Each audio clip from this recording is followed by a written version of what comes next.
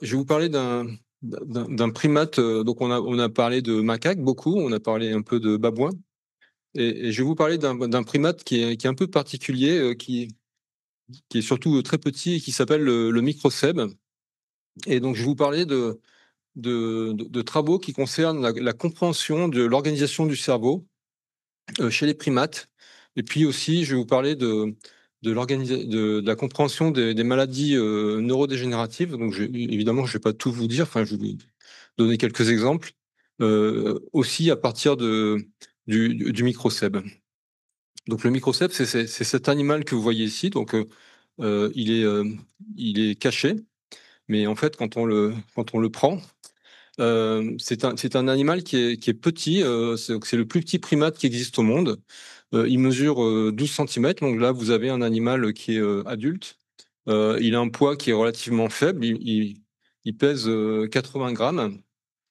Et il a une espérance de vie qui est relativement courte par rapport aux autres primates, qui a une espérance de vie maximale de 12 ans. Donc en gros, un microcèpe de 12 ans, c'est l'équivalent d'un humain de 120 ans. Euh, donc pourquoi étudier le microcèbe? Parce qu'en fait, ben, il est, comme je viens de vous le dire, il est petit, donc facile à utiliser, facile à élever, relativement peu onéreux. Il y a plusieurs petits par portée. Il peut y avoir plusieurs portées par an. Et donc, ça permet d'avoir une production d'animaux qui peut être relativement importante. Donc, je vous ai listé quelques articles qui ont été publiés en rapport avec des études sur le microcèbe. Donc, vous voyez que c'est des articles qui peuvent être publiés à un niveau qui est considéré comme pas trop mauvais, donc pas mal d'articles en nature. Et puis, il y a une mode actuellement du microcèbe aux États-Unis.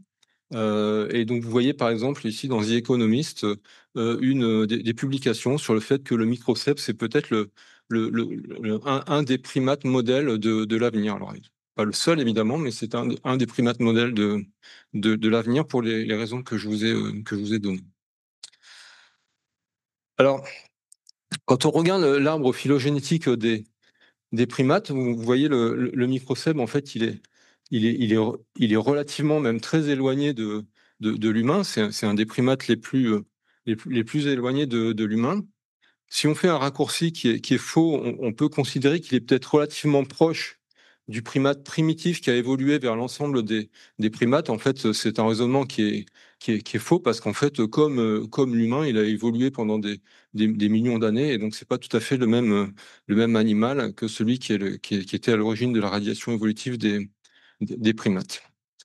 Alors, la question qu'on se pose, c'est euh, qu'est-ce qu'on peut apprendre du cerveau des humains à partir du cerveau des microcèbes? Donc là, je vous ai montré des images. Vous voyez l'énorme diversité de cerveaux chez les primates. Donc, vous avez l'humain qui est en haut à gauche et le microcèbe qui est en bas à droite. Donc, on pourrait se dire, a priori, rien à voir entre un cerveau de primate humain et un cerveau de microcèbe. Et pourtant, en fait, on peut comprendre plein de choses à partir du cerveau des microcèbes. Donc, je vais vous donner quelques éléments sur ce qu'on peut comprendre à partir du cerveau des microcèbes. Alors déjà, ce qu'on peut comprendre, c'est quelle est la différence entre un primate et un rongeur. Donc, vous avez en fait une étude qui a été, enfin plusieurs études qui ont été publiées par Herculano Houzel. En fait, ce qu'elle a montré, c'est que si vous prenez le cerveau d'un microcèpe qui mesure 80 grammes, il a un cerveau qui pèse environ 2 grammes. Et en fait, un rat qui a un cerveau qui pèse 2 grammes, lui pèse environ 500 grammes. Ça veut dire qu'en fait, il y a un volume cérébral par rapport au corps de l'animal qui est beaucoup plus important chez le microcèbe par rapport au rat. Euh, Ce qui est aussi important, c'est de se rendre compte que dans un cerveau de 2 grammes de microcèbe, il y a 250 millions de neurones, tandis que chez le rat, il y a beaucoup moins de neurones, il y a 190 millions de neurones. Donc en fait, il y a une augmentation de la densité de neurones qu'on trouve chez le microcèbe par rapport au cerveau de rat qui a une taille équivalente. Alors si on compare avec ce qui se passe chez des autres animaux qui sont plus gros, Et en fait, on peut comparer avec le cerveau de macaque et le cerveau de capybara dont on a parlé tout à l'heure, qui est un rongeur, cette fois-ci, qui est un rongeur géant, c'est-à-dire un rongeur de la taille du macaque. On se rend compte qu'en fait, chez le macaque, il y a 25 fois plus de neurones dans un cerveau de poids équivalent par rapport à celui d'un capybara. Ce que ça nous dit, tout ça, en fait, c'est que le cerveau des primates, il est designé pour pouvoir compacter un maximum de neurones à l'intérieur d'un cerveau. En fait, il y a un processus d'organisation qu'on appelle des règles allométriques qui font qu'en fait, un cerveau de primate est fait pour compacter du neurone et avoir un maximum de neurones en un minimum d'espace. Alors, ensuite, qu'est-ce qui se passe avec ces neurones à l'intérieur du cerveau? Donc là, ce que je vous ai montré, c'est une comparaison des aires primaires chez le rat et chez le microcèpe. Donc, ce sont les aires qui sont colorées, donc l'aire motrice primaire, somatosensorielle, auditive, visuelle. Donc, ce sont les aires qui captent en fait l'information primaire. Et en fait, vous voyez qu'il y a beaucoup moins d'air primaire, enfin, en surface, chez le microcèbe par rapport au rongeur. Et en fait, le fait qu'il y ait moins d'air primaire proportionnellement fait qu'il y a d'autres régions qui sont apparues. Et en fait, ce sont des régions intégratives. Donc, ce sont des régions dont le but est de concaténer de l'information qui vient des aires primaires. Et en fait, c'est une des caractéristiques du cerveau des primates, c'est qu'il y a eu une apparition massive d'aires intégratives. Et en fait, cette apparition d'aires intégratives est liée aussi au développement d'une aire d'un lobe temporal beaucoup plus marqué chez les primates par rapport aux rongeux. Donc ensuite, on peut se poser la question de l'organisation encore un peu plus globale du cerveau des primates. Et en fait, je vais vous parler d'une étude qu'on a menée sur les cerveaux de... Au début, on a mené une étude sur le cerveau des microcèbes, et puis ça nous a attiré petit à petit vers le cerveau d'autres espèces. Donc au début, on voulait créer un atlas anatomique du cerveau des microcèbes. Donc on avait créé cet atlas où on avait plein de régions du cerveau qu'on essayait de caractériser. Et puis en fait, on s'est dit, on va utiliser cet atlas de cerveau du microcèbe où on pouvait déterminer le volume de différentes régions, donc des régions du cortex, des régions de substance blanche, des régions de l'hippocampe, et comparer en fait ces volumes avec des atlas anatomiques de cerveaux d'autres espèces. Et donc on a comparé avec des atlas de souris, de rats, de ouistiti, donc le marmoset en anglais, de macaques et d'humains. Et en fait, quand on a fait ça, ce qu'on voit ici, c'est que le ratio entre taille de cortex, donc la partie périphérique du cerveau, par rapport à l'ensemble du cerveau, est équivalente chez tous les, chez tous les primates. En fait, on a cassé une idée reçue qui était de dire qu'il y avait une corticalisation du cerveau qui apparaissait quand on évoluait de primates primitifs vers des primates plus évolués. En fait, il n'y a pas de corticalisation et en fait, on a souvent entendu dire qu'il y avait une corticalisation qui se produisait. En fait, c'est faux. Ça vient d'une seule étude qui a été menée en 1980 avec des techniques qui étaient les techniques de l'état de l'art à l'époque, mais en fait, sur lesquelles il y avait beaucoup de biais. Et en fait, on sait maintenant que c'est faux.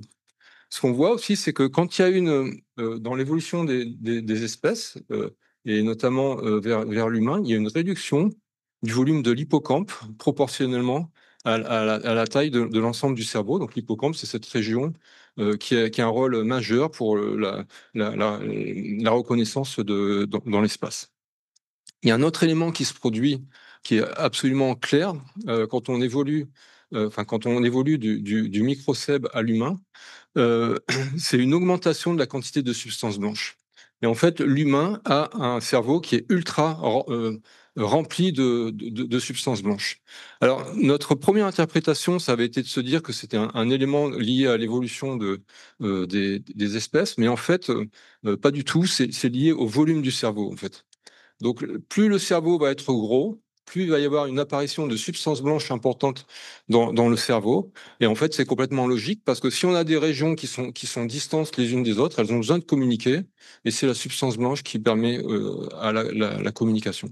Donc, à partir de ces travaux, on peut essayer de comprendre un peu les règles d'organisation du cerveau chez les différentes espèces. Alors le cerveau, c'est évidemment constitué de neurones, mais il y a beaucoup d'autres cellules dans le cerveau. Donc par exemple les microglies, donc les cellules de l'inflammation, les oligodendrocytes qui font de la substance blanche, et puis les astrocytes qui ont un rôle multiple, hein, donc pour maintenir la barrière hémato-encéphalique, pour réguler le fonctionnement des synapses. Et là, je vais juste vous présenter une étude qu'on est en train de mener sur les astrocytes, où en fait on compare les astrocytes de différentes espèces. Donc il existe plein de types différents d'astrocytes. Donc ce sont des cellules vraiment qui sont majeures, qui ont un rôle très très important. Quand on regarde des astrocytes d'humains, en fait, ici, quand on regarde des astrocytes de souris, on voit, donc, c'est déjà très frappant que ça ne se ressemble pas du tout. Les astrocytes de souris peuvent couvrir environ 100 000 synapses. Un astrocyte d'humain peut couvrir 2 millions de synapses. Les astrocytes d'humains sont 2 fois et demi plus larges que les astrocytes de souris. En fait, les astrocytes de microcèbes, ils sont intermédiaires entre les deux. Donc, il y a une évolution en fait des astrocytes.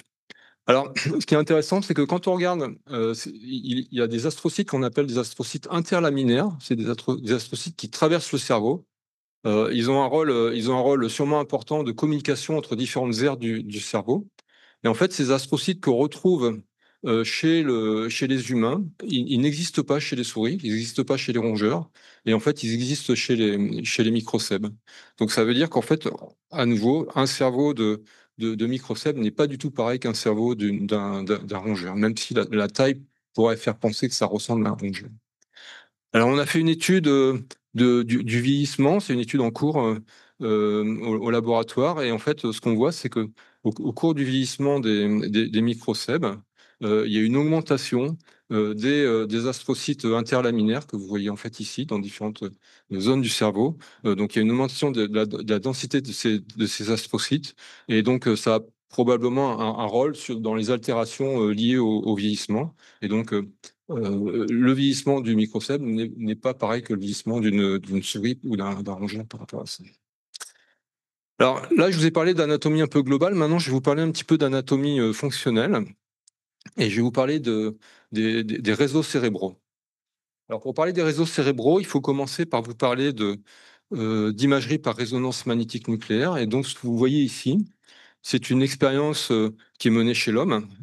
C'est une image typique d'imagerie par résonance magnétique nucléaire. Donc sur cette image, ce qui s'est passé, c'est que on a montré une source lumineuse à un humain, et donc la région postérieure du cerveau ici a été stimulée, et donc avec des techniques un peu particulières, on arrive à détecter les régions du cerveau qui sont activées suite à cette stimulation. Qu'est-ce qui se passe en fait si on met une personne dans une IRM et qu'on ne la stimule pas? Donc on regarde juste son cerveau en état de repos avec cette technique particulière. En fait, ce qu'on arrive à détecter quand on fait ça, c'est différentes régions du cerveau qui communiquent quand on est dans un état de repos. C'est ce qu'on appelle les réseaux cérébraux en état de repos. Donc il y a plein de réseaux cérébraux différents en état de repos qui ont été décrits chez les humains. Donc, en fait, toutes les zones qui sont éclairées sur un réseau cérébral sont des régions qui communiquent entre elles quand on est au repos. Et donc, quand on est au repos, en fait, notre cerveau ne fait pas rien, il fait plein de choses, et il y a plein de communications qui se mettent en place à longueur de temps. Et en fait, la découverte des réseaux neuronaux au repos, donc c'est une découverte qui est assez récente, hein, ça a permis de découvrir un réseau qu'on appelle le réseau du mode par défaut. Et alors en fait, ce réseau, il est vraiment très, très intéressant, parce qu'en fait, c'est le réseau qui est impliqué dans la mémoire autobiographique. C'est un réseau qui est impliqué dans la projection qu'on peut avoir du futur, de se projeter en fait dans le futur, ou prévoir le futur, et avoir une idée de ce qui va se passer dans la vision du futur qu'on peut prévoir. La théorie de l'esprit, c'est-à-dire penser à ce que pensent les autres. Quand on parle à quelqu'un, en fait, de façon inconsciente, on sait ce que lui pense de ce qu'on dit, en théorie en tout cas. Et puis, ça permet aussi d'avoir c'est une région enfin, c'est des réseaux qui sont qui sont importants pour des concepts de décision morale, en fait. Donc voilà, on pense que c'est un réseau qui est vraiment majeur pour, les capacités de l'espèce humaine. Et avec un étudiant, enfin, un ancien étudiant qui maintenant a été recruté au CNRS, Clément Garin, on a eu l'idée de regarder les réseaux cérébraux chez le microcèle. Donc on a fait de l'imagerie des réseaux. Alors bon, je passe sur les détails techniques, mais vous pouvez imaginer que c'était pas extrêmement simple de faire de l'imagerie des réseaux chez le microcèle. Et en fait, on s'est rendu compte, bon, on a sorti plein de réseaux différents, donc comme chez les humains, il y a plein de réseaux différents. Et en fait, une fois qu'on a sorti les réseaux du microcèle, on s'est dit: «On va comparer avec les réseaux des humains».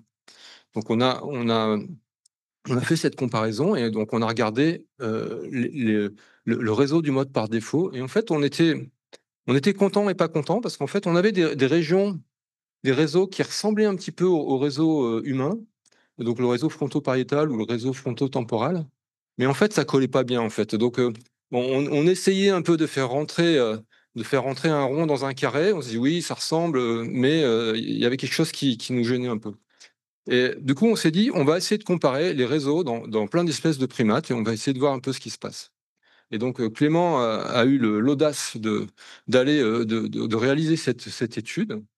Donc il a fait de l'imagerie des réseaux, chez les humains, chez les macaques, chez les ouistiti et chez les microcèbes.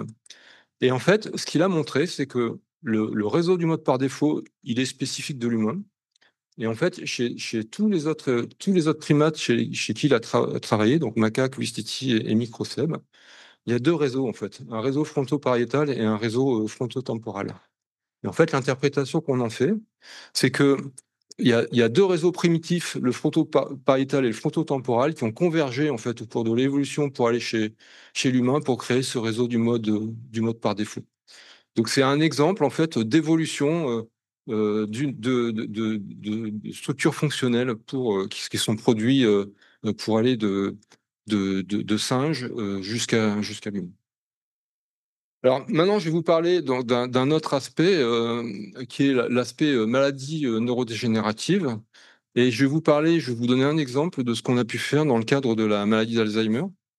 Donc la maladie d'Alzheimer, c'est une maladie, qui est, évidemment, très connue. Elle touche environ, 850 000 personnes en France, donc 30-40 des personnes de plus de 80 ans. C'est une maladie qui entraîne des troubles de mémoire à court terme, des atteintes, comportementales, une perte d'autonomie et puis une isolation, psychosociale des personnes touchées. Et puis, donc c'est un problème de santé publique, majeur au 21e siècle. Alors cette maladie d'Alzheimer, elle est liée, à la présence de 2 lésions dans le cerveau, qui sont les 2 lésions qu'on voit à gauche, qu'on appelle des plaques amyloïdes, qui sont des dépôts d'une protéine, qui s'appelle la protéine amyloïde, dans le cerveau. Et puis une deuxième protéine qui s'appelle la protéine Tau, qui s'accumule à l'intérieur des neurones dans le cerveau. Ces 2 protéines, elles ont une action pathologique, on ne va pas trop rentrer dans les détails, elles entraînent une atrophie du cerveau, des atteintes fonctionnelles et des troubles, cognitifs. Donc on dit que c'est des protéinopathies parce que elles sont liées à l'apparition de protéines dans le cerveau. Les protéines, quand elles apparaissent dans le cerveau, chez l'humain, en fait, elles diffusent dans le cerveau, donc surtout la protéine Tau d'ailleurs. Et vous voyez en fait ici, en phase débutante de la maladie, la protéine Tau arrive dans une région du cerveau et puis petit à petit, elle diffuse à l'intérieur du cerveau et plus elle diffuse, plus la clinique, devient marquée. Alors, la maladie d'Alzheimer, jusqu'il y a pas très longtemps, on parlait il y a 3 causes, principales, enfin 3 formes, pas des causes, 3 formes principales, donc des formes sporadiques. En gros, ce que ça veut dire, c'est qu'on ne sait pas pourquoi, cet individu développe la maladie. Il y a des formes familiales, alors il peut y avoir des formes familiales, qui sont liées à des facteurs de risque, c'est-à-dire une multiplication de facteurs de risque qui fait que un seul facteur de risque ne suffit pas, mais il en faut plusieurs pour développer la maladie. Et puis, il y a des formes génétiques, autosomales dominantes. Donc là, si vous avez la malchance d'avoir le mauvais gène, vous allez développer la maladie avec, certitude. Et nous, en fait, la question qu'on s'est posée, c'est: est-ce qu'il peut exister des formes transmissibles de maladie d'Alzheimer?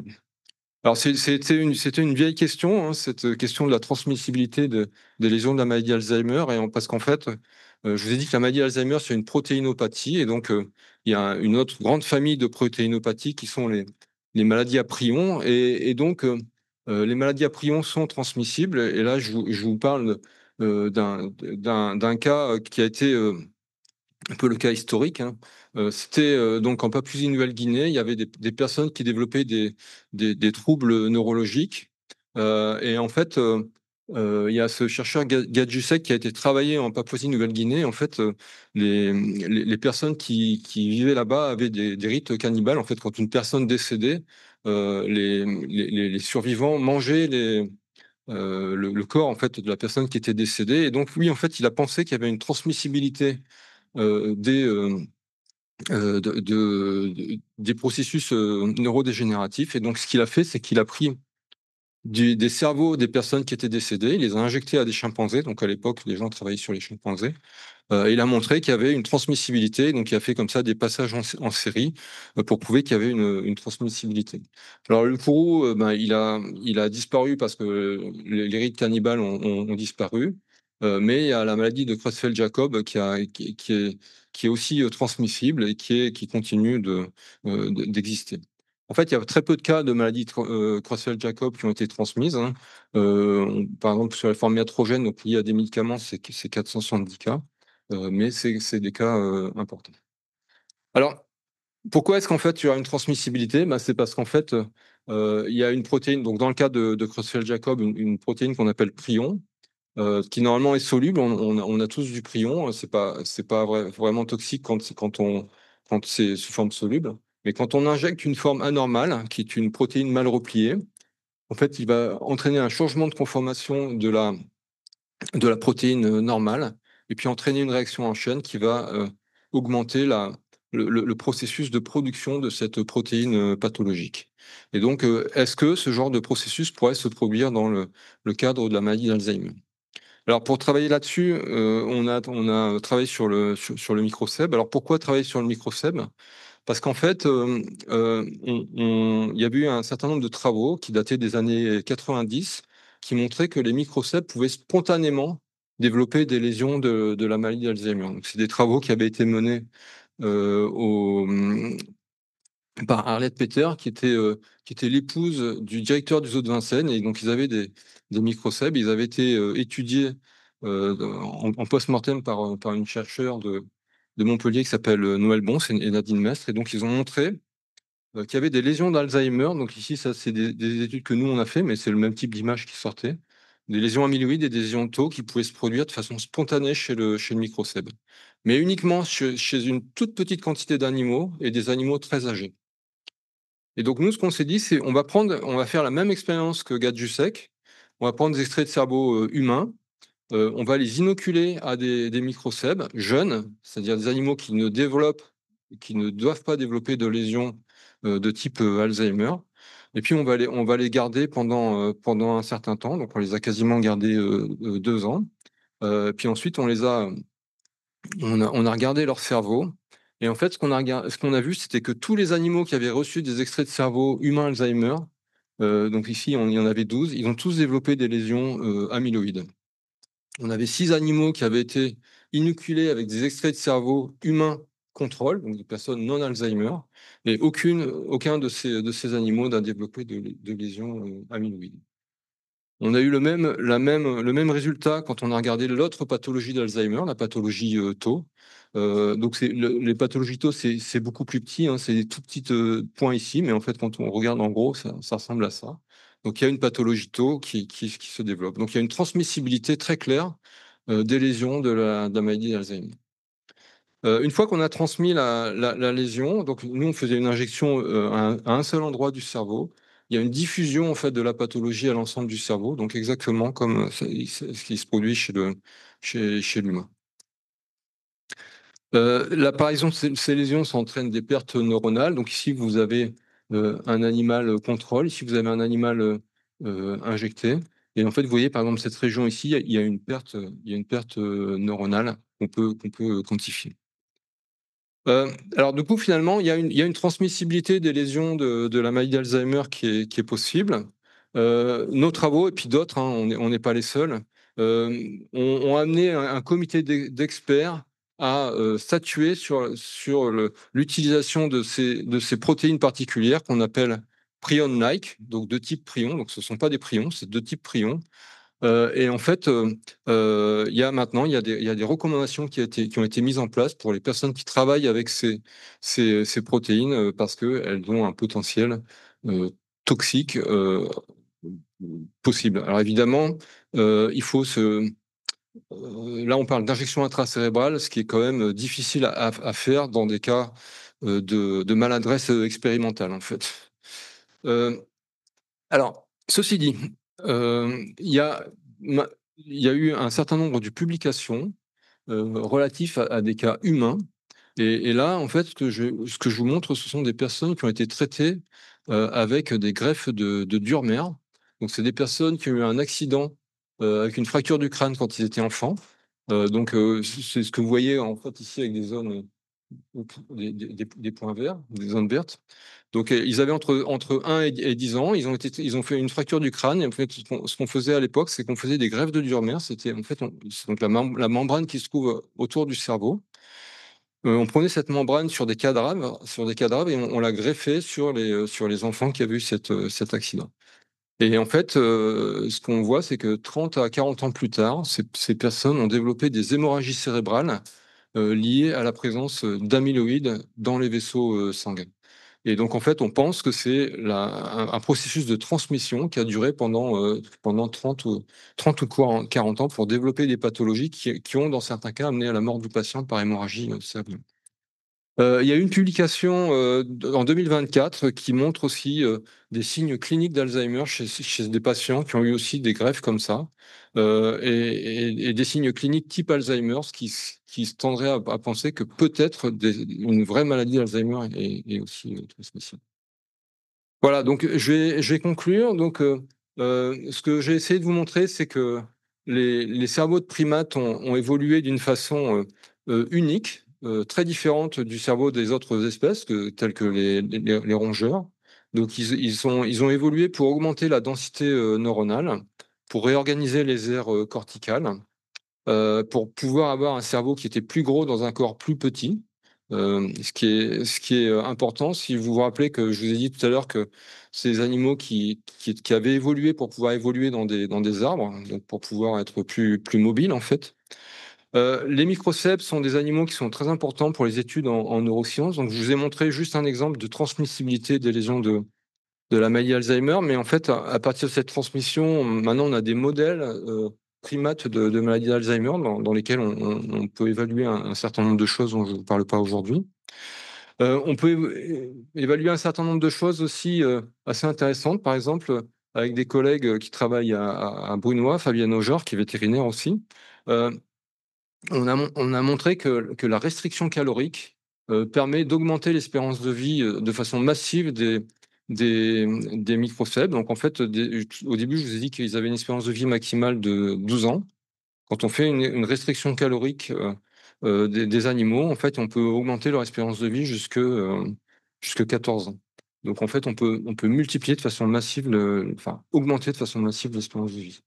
Heu donc enfin, il y a beaucoup d'études actuellement sur les microcèpes. Donc évidemment, je ne rentre pas dans les détails, des études, de transcriptomique, des études de nouvelles, thérapies, contre les maladies, neurodégénératives et puis des études maintenant de transfert de gènes, qui permettent de transférer des nouveaux gènes à partir d'injections d'adénovirus associés, qui peuvent éventuellement passer la barrière hémato-encéphalique et pouvoir caractériser en fait, des modifications génétiques à l'intérieur du cerveau.